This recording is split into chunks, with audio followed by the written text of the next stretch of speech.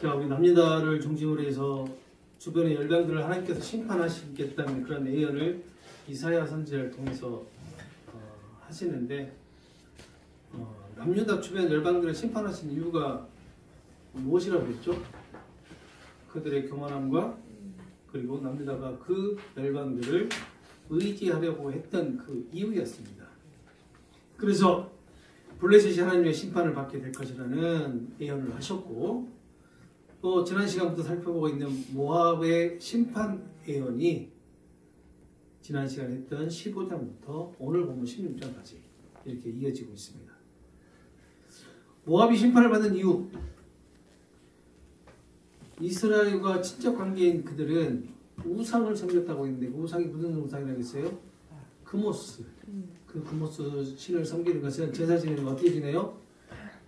유아인 신. 유아를 제물로 드리는 그런 의식을 치른다고 했죠. 바로 그러한 우상을 섬겼고, 또 이스라엘을 괴롭혔고, 또 우리가 에레미야서를 통해서 이 모압이 교만했다, 그래서 하나님에게 심판을 받는다라는 것을 우리가 지난 시간에 살펴보았습니다. 모압의 교만에 대한 그 기사, 에레미야서 48장 한번 읽어보셨어요? 한 번씩 읽어보시라고 했는데 아마 안 읽어보셨을 것 같아요. 자, 모압이 얼마나 교만했으면 하나님께서 이렇게 말씀하십니다. 하나님께서 노여워하시고 모압이 아무것도 성취하지 못할 것이라고까지 말씀한단 말이에요.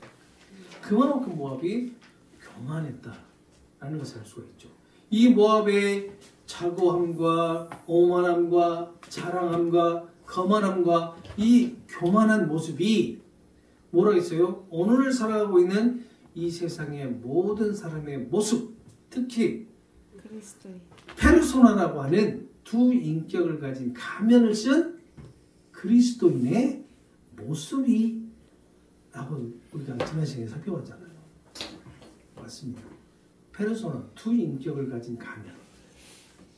우리가 교회에서 나오는 그 인격과 또 세상에서 보여주는 인격이 각각 다른 것이 그리스도인의 페르소나, 두 인격을 가진 가면을 쓴 모습이다라고 얘기했잖아요. 이런 모양, 이런 모압이 하나님의 심판을 받게 되는데, 자, 비옥하고 아름다웠던 그 모압의 땅이 어떻게 된다고요? 황폐하게 된다. 말발굽에 짓밟혀서 황폐하게 될 것이라는 예언과, 모압의 땅 모든 곳에서 남쪽 맨 끝에서부터 시작해서 북쪽 맨 위에까지 모든 곳에서 애곡하고 통곡하는 소리가 들리게 될 것이다 라고 말을 하죠. 그리고 많은 모압의 백성들이 어디까지 피난을 가요? 암몬까지 피난을 가게 되지만, 하나님은 어떻게 해요? 사자 아수르를 보내 살아남은 자들까지 모두 죽임을 당하게 하시겠다 라는 그 예언이 지난 시간에 살펴봤던 15장의 말씀이었어요. 오늘은 지난 시간에 이어서 이 모압에 대한 예언의 말씀을 계속해서 살펴보려고 합니다. 자, 오늘 본문, 우리가 살펴볼 본문 16장은요, 크게 세 부분으로 나눠져요. 먼저 1절에서 5절은 모압이 유다에게 피난처를 제공해 줄 것을 호소를 합니다. 그리고 6절에서 12절은 모압의 이 교만과 그리고 멸망에 대한 모압의 그 애도가 나타나게 돼요. 그리고 또 13절에서 14절은 모압이 멸망할 때를 예언을 하고 있어요. 물론 6절에서 12절의 그 두 번째는요, 이 모압에 대한 요청을 유다가 어떻게 하는지에 대해서도 나오게 됩니다. 자, 이렇게 세 부분으로 나눠지게 되는데, 오늘 이 세 부분을 모두 다루려고 했는데 너무 양이 많아요. 그래서 오늘은 1절에서 5절, 이 모압이 유다에게 이 피난처를 호소하는 그 부분만 오늘 살펴보도록 하겠습니다. 자, 1절을 보시면 이렇게 말하죠. 너희는 이 땅 통치자에게 어린 양들을 들이되 셀라에서부터 광야를 지나 딸 시온산으로 보낼지니라 라고 하죠. 자, 너희 모압 족속은 이 땅, 즉 유다의 통치자에게 어린 양을 드리라 라고 하는데, 이것은 옛날 다윗 시대에 모압이 어떻게 했다고 했어요? 다윗 시대에 다윗 왕이 모압을 한번 점령을 했다고 말씀드렸죠. 그때 이스라엘의 통치를 받을 때 이스라엘에게 어린 양을 조공으로 바쳤던 것 같이 지금 남유다에게 사절단을 보내라 라는 그런 뜻입니다. 조공으로 바쳐라 라는, 어린 양을 드리라 라는 의미가. 모압의 땅은 양을 기르기에 최고의 땅이었다고 해요. 그래서 열왕기하 3장 4절을 보게 되면 분열왕국 시대에도 북이스라엘하고 남유다가 함께 이렇게 연합을 해가지고 이 모압을 한번 이렇게 멸망시킨 적이 있는데, 그때 이 모압이 북이스라엘과 남유다에게 최상품의 그런 양들을 조공으로 바치던 시절이 있었어요. 열왕기하 3장 4절, 3장 1절부터 쭉 읽어보시면 그 내용이 나옵니다. 사절단을 셀라에서 출발해서 광야를 지나 예루살렘 시온산으로 보내라 라고 하는데, 이 셀라는 어디를 얘기하냐면 모압 사람들이 도피하였던 에돔의 수도였을 것으로 추정을 해요. 그리고 에돔의 도시, 수도였을 것으로 추정되는 도시, 그 도시에서 출발을 해서 광야를 지나 예루살렘까지 보내라 라는 그런 의미가 되겠죠. 모압의 피난민들이 에돔으로 피신해서 그곳에서 사절단을 보내고 있는 모습으로 모압이 시온산에 있는 남유다의 예루살렘에 도움을 청하고 있는 것을 의미하고 있는 거예요. 자, 2절을 보시기 바랍니다. 2절을 보시게 되면 모압의 딸들은 아르논 나루에서 떠다니는 새 같고 보금자리에서 흩어진 새 새끼 같을 것이다 라고 하는데, 이 모압의 사절단들은 유다에 가서 시온의 통치자들에게, 예루살렘의 통치자들에게 모압의 부진자들, 즉 다시 말해서 모압의 주민들이 허둥거리며 떠도는 새들처럼, 보금자리에서 쫓겨난 새끼 새들처럼 가련한 처지에 있고, 또 그들이 지금 아르논 강가 나루토에서 갈팡질팡하며 어찌할 줄 몰라 하고 있다라는 것을 호소하라는 겁니다. 호소. 지금 모압 백성들이 이러한 모습이다. 쫓겨난 새끼 새들처럼 갈팡질팡. 어디를 가야 이 불안한 안전할지 전혀 알 수 없는 그런 모압의 피난민들이 나타내는 그런 생생한 모습을 나타내면서 이러한 현실을 시온에 있는 예루살렘의 통치자들에게 가서 알려라, 호소해라 라고 지금 말을 하고 있는 거예요. 여기서 2절에서 떠다니는 새, 이 새는 도망다니는 새, 길 잃고 헤매는 새를 의미를 해요. 그러니까 지금 모압의 백성들이 어때요? 아수르의 군사들이 막 쫓아오고 아수르 군사들이 모든 것을 진멸해버리니까 허둥지둥 지금 도망다니고 있단 말이에요. 그 죽임에서 피해서 지금 피난을 다니고 있고 도망다니고 있는 그런 모습들, 그러한 모압의 피난민들의 생생한 모습을 지금 묘사를 하고 있는 거예요. 이렇게 묘사를 하면서 이 유다에게 피난처를 요청해 달라라고 하는 그런 내용이 3절하고 4절의 내용이에요. 3절을 보면 너는 방도를 베풀며 공의로 판결하며 대낮에 밤같이 그늘을 지으며 쫓겨난 자들을 숨기며 도망한 자들을 발각되게 하지 말며 라고 하죠. 여기서 너는 누구를 의미하냐면 유다를 의미하겠죠. 유다를 의미하고, 유다는 우리 민족, 즉 모압 피난민들이 살 수 있도록, 대책을 세워달라. 우리 모압을 위해서 좋은 결정을 내려달라라고 지금 간청을 하는 겁니다. 어떤 결정이겠어요? 모압의 피난민들을 받아주고 그들을 숨겨주고 그들을 감춰주라, 이런 간청이겠죠. 여기에서 방도를 베풀고 공의를 판결해달라는 것을 직역을 하면 이렇게 됩니다. 방도를 가져오며 공의를 실행해라 라는 그런 의미예요. 여기서 방도는 뭐냐면 의견, 방법 이런 것을 얘기를 합니다.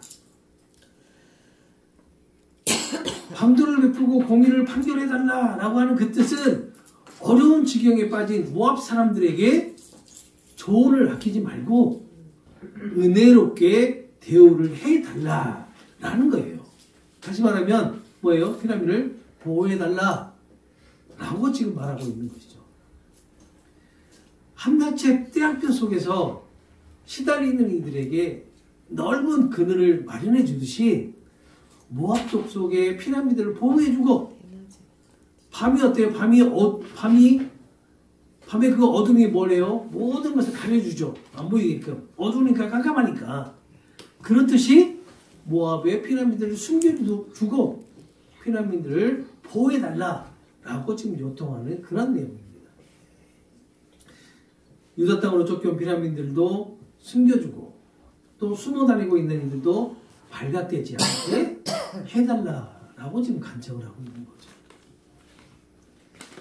이 성경에 보면 가끔 가다가 대낮에 이 밤같이 그늘을 지으며 라는 그런 표현처럼 한낮의 뜨거움을 표현을 하는 경우가 있는데 이 한낮의 뜨거움을 어떤 의미로 사용되냐면 억압과 고난의 그런 의미로 사용을 해요. 그러니까 지금 대낮에 이 돌아다니고 있다는 것은 광야에서 대낮에 돌아다니고 있다는 것은 햇빛에 어떻게 돼요? 지금 노출되어 있다는 얘기가 되겠죠. 그렇게 햇빛에 노출되어 있다는 얘기는 지금 고난을 당하고 있다라는 그런 의미가 될 수가 있어요. 그런 자들에게 무엇을 만들어주라고요? 그늘을 만들어주라고 하고 있어요. 그늘. 그렇다면 그 그늘은 이 억압과 고난으로부터 벗어남을 얘기하겠죠. 좀 더 깊은 뜻의 의미를 살펴보자라고 하면 구원을 뜻한단 말이에요. 구원. 여기서 그늘의 의미는 이어지는 구절에서 명확하게 해석을 할 수가 있는데 그 이어지는 구절이 뭐냐면 쫓겨난 자들을 숨기며 그리고 도망한 자들을 발각되지 않게 해달라는 거예요.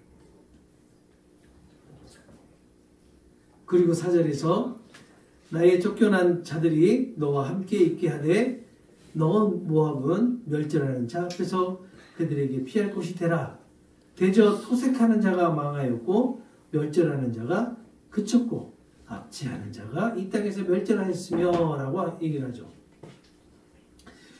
모압에서 탈출한 피라미드들이 유다 땅에 피난하도록 허가해 주어서 너와 함께 살게 하고 또 그들을 추적하는 침략자들 앞에서 숨겨주고 침략자들로부터 피하게 해달라라고 합니다. 그리고 이 땅에 마침내 탄압이 사라지고 폭행과 살인도 더 이상 없어지고 또 사람을 짓밟는 행위가 근절될 때라고 4절이 멈추고 5절로 연결이 돼요. 자, 여기서 보면 좀 이해가 안 되는 부분이 있어요. 여기서 4절에서 보게 되면 나의 쫓겨난 자들이 너와 함께 있게 하되 너 모압은 멸절하는 자 앞에서 그들에게 피할 곳이 되라 라고 얘기를 하잖아요.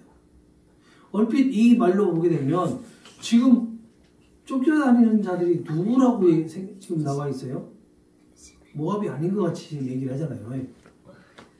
그런데 이 나의 쫓겨나는 자들이라는 표현을 가지고 그리고 그 뒤에 이어지는 구절들 가지고 논쟁이 아주 많았습니다. 쫓겨나는 자들이 모압 족속이냐 아니면 유다 백성이냐라는 그런 논쟁의 주제였어요. 이것의 전통적인 그런 해석을 따르면 그 전통적인 해석을 따른 사람들은 이사야 선지자가 유다의 입장에서 모압에게 말하고 있는 것으로 해석을 해요. 유다의 피라미드를 모압인들이 친절히 대해주도록 지금 부탁을 하고 있는 것이다 라고 얘기를 한단 말이에요. 그렇게 해석을 한다는 얘기예요. 이 전통적인 해석에 따르면. 그러나 대다수의 주석가들은 이러한 해석은 지금 우리가 지금 어떤 예언을 살펴보고 있죠? 모압의 멸망에 대한 예언을 살펴보고 있잖아요. 그래서 모압의 멸망을 이야기하고 있는 이 문맥에 어울리지 않다는 거죠. 그러한 해석이. 그래서 이 본문을 유다에게 하는 모압 사절단들의 간청으로 해석해야 되는 것이 맞다라고 주장을 하는데요. 저도 같은 입장입니다. 저도. 그래서 이 9절은 1절부터 5절은 모압이 유다에게 피난처를 제공해달라고 하는 그런 간청으로 저도 해석을 하고 있어요. 왜냐하면요, 여러 번역본들을 살펴보면, 번역본들이 많아요. 많이 있는데 번역본을 살펴보면 모두 거의 대부분이, 한두 개 빼놓고 대부분이 모압의 간청으로 번역이 되어 있어요. 대부분이. 그리고 지금 모압이 멸망이라고 하는, 또 심판이라고 하는 그런 예언을 하는 배경을 염두에 둔다면 피난민들이 유다에서 왔다는 가정은 배경과 맞지 않아요. 유다인들이 지금 모압으로 피난을 왔다라고 하는 이런 배경이 맞진 않아요. 지금 현재 본문의 내용이. 아수르의 침략을 피해서 광야에서 지금 흩어진 모압 백성들이 유다에게 요청을 하는 것이 맞다라고 판단이 돼요. 왜 이렇게 유다에게 요청을 했을까? 우리가 지난 시간에 15장을 살펴보면서 룻기서 1장 1절을 통해서 어떻게 해요? 유다하고 모압은 좀 관계가 북이스라엘보다 훨씬 더 원활했을 것이다 라는 것을 알 수가 있잖아요. 그래서 아마 모압도 유다에게 피난처를 제공해 줄 것을 요청했을 거란 얘기죠. 그리고 지금 15장과 16장이 모압의 멸망할 때를 지금 얘기를 한단 말이에요. 그렇기 때문에 당연히 15장과 16장의 이 내용들은 모압에 관련된 얘기다라고 판단이 된다는 겁니다. 그 4절에 보게 되면 대저라는 말이 있는데 이 말을 딱 보면 그냥 해석하기가 너무 힘들어요. 그런데 이것을 원어를 살펴보니까 뭐뭐 할 때로 해석이 돼요. 뭐뭐 할 때. 그러니까 이게 뭐겠어요? 그리고 그 뒤에 보면 토색하는 자라고 나와 있는데 토색하는 자가 어떤 자예요? 착취하는 자. 착취하는 자. 그러면 이것을 좀 연결해서 해석을 해보면 이렇게 되겠죠? 착취하는 자에 의해서 탄압이 멈추고 압제하는 자들이 멸절을 하게 될 때라고 이렇게 해석을 하면 된단 말이에요.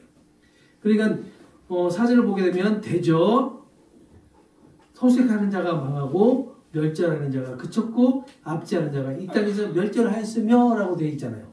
바로 그것이 압제하는 자들이 멸망을 하게 될 때라고 이렇게 해석이 가능한 거예요. 이 착취자의 탄압과 압제가 끝나는 것은 다윗 장막에서 나오게 될 미래의 완전한 통치자, 완전한 통치자, 왕을 얘기했죠. 그럼 미래의 완전한 통치자 누구예요? 메시아? 예수님. 메시아를 의미하죠.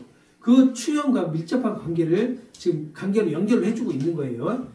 그래서 5절에 이렇게 말씀하고 있죠.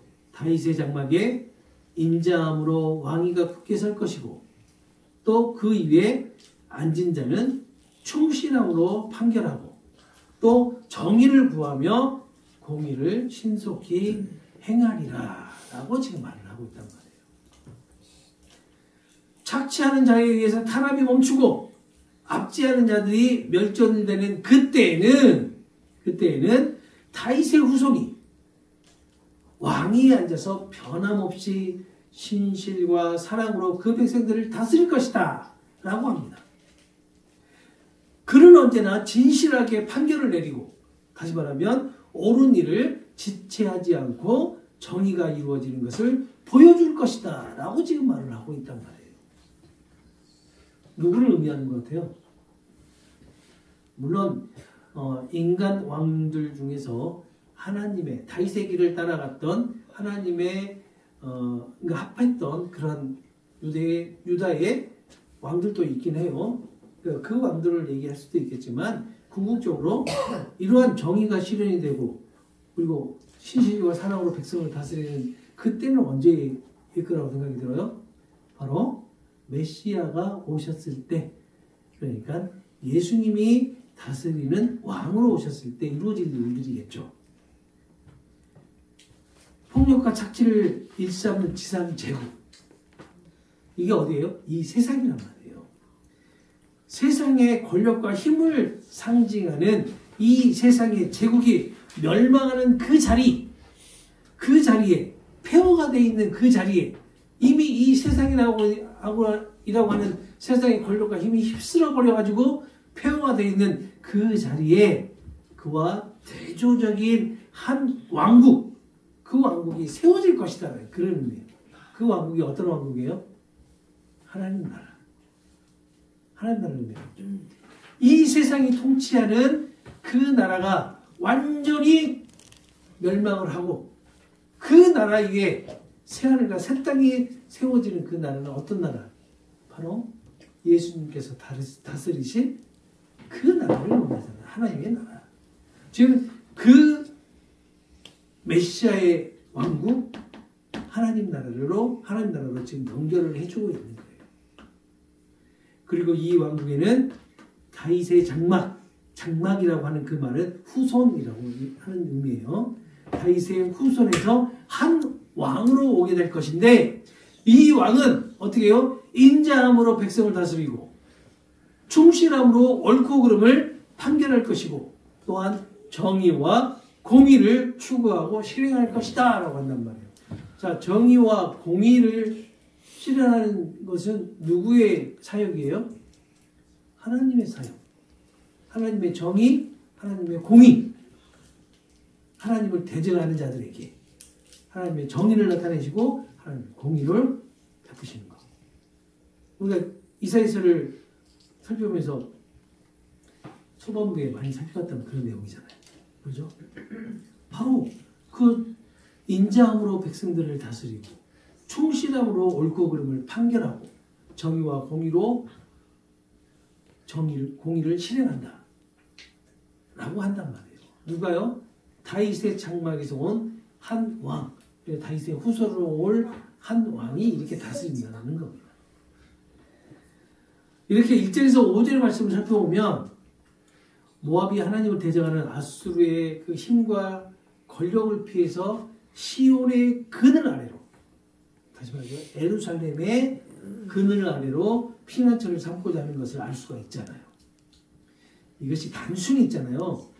모압이 유다에게 종공을 바치고 유다에게 굴복하겠다라는 그런 의미가 담겨져 있지만 무엇보다도 이것은 여호와 하나님을 의지하고 여호와 하나님께 복종하겠다라고 하는 그런 큰 의미가 담겨져 있는 거죠. 이는 구약에서 기다렸던 메시아 시대를 의미하는 것이고요. 또 이 메시아적 소망에 모압도 열방의 하나로 참여하게 될 것이다 라는 것을 의미하고 있기도 해요. 지난 시간에 말씀드렸죠. 모압이 이렇게 멸망을 당하지만 다시 회복해 줄 것이라는 그런 메시지가 에레미야서에 있다고 말씀드렸죠. 오늘은 이 모압이 남유다에게 피난처를 제공할 것을 호소하는 내용을 살펴보았습니다. 피로 얼룩진 성읍에 죽음의 사자를 보내시겠다라고 할 정도로 이 모압의 심판은 혹독했지만 하나님은 그 심판 중에서도 자비의 손길을 잊지 않으셨다는 거예요. 하나님은 이사야 선지자에게 모압에 대한 심판을 예언하시지만 또한 모압에게 예루살렘의 도움을 청하라는 그런 메시지도 함께 주고 있는 거죠. 지금 교만했던 모압이 예루살렘의 그늘이 되어줄 것을 요청하는 것은 어떻게 보면 지극히 자기중심적으로 교만한 우리가 하나님의 그늘 아래로 피난처를 요청하는 것과 같은 것입니다. 교만이라는 것이 하나님 없이도 만족함을 추구하고 또 스스로 만족하게 될 수 있다라고 믿는 것이 교만이라고 한다면 그 교만은요 한낱의 그 뜨거움에 연약한 새싹을 그대로 두면 말라 죽게 되듯이 우리가 그대로 우리 자신을 그 교만함에 방치하게 되면 어떻게 될까요? 결국은 그 한낮의 열기에 죽게 되겠죠. 교만의 결과가 바로 멸망이다라는 그런 의미를 지금 말하고 있는 겁니다. 하지만 하나님 없이는, 하나님을 떠나서는 아무것도 아니다라는 그런 고백은 우리 그 자기 중심에서 하나님 중심으로 바뀌게 되고, 또 뜨거운 햇빛 아래에서 그늘을 구하고 또 그 그늘을 만나게 되는 것을 의미하게 되는 겁니다.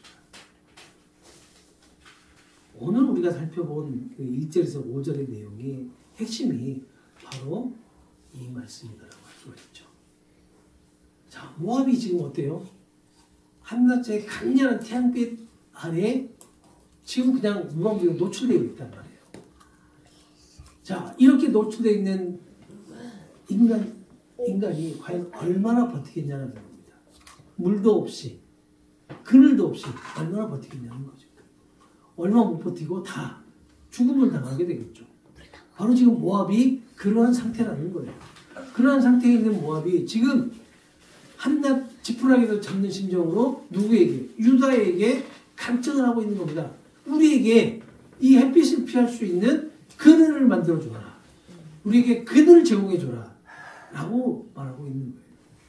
이 말은 단순하게 유다에게 간청하는 것, 유다에게 요청하는 것이 아니라 하나님께, 여호와 하나님께, 하나님, 우리 민족을 불쌍하게 여기시고 우리 민족이 다시 살 수 있도록 우리에게 이 햇빛에서 피할 수 있는 길을 열어주십시오. 라고 지금 간청하고 있는 것과 같은 거예요. 교만했던 그 모압이 이렇게 그 교만을 버리고 하나님 앞에 무릎을 꿇었다라는 것을 우리가 생각이 가능하겠죠. 우리 얘기죠.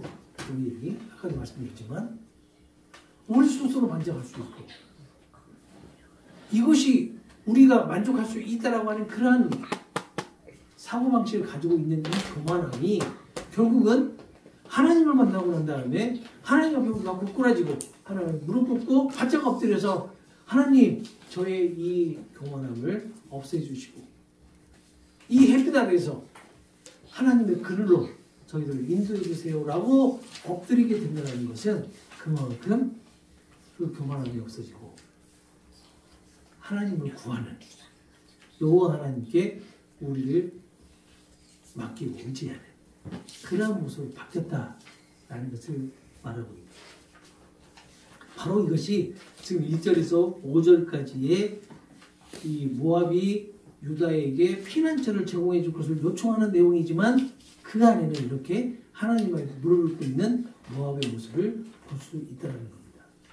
자, 이스라엘 선지자는 하나님을 통해서 바로 이러한 지금 예언을 하고 있는 거예요. 모압이 하나님 앞에 무릎을 꿇게 될 것이고 또 유다에게 이렇게 피난처를 요청하게 될 것이다 라는 그런 예언을 지금 하고 있는 겁니다. 자, 오늘은 여기까지 하고요. 다음 시간에 또 이 모압의 이 요청에 대한 유다의 반응과 또 모압이 멸망할 때 그 때에 대해서 13절에 얘기를 하는데 말씀을 하는데 다음 시간에 6절에서 14절까지 이렇게 우리가 함께 살펴보도록 하겠습니다. 기도하겠습니다.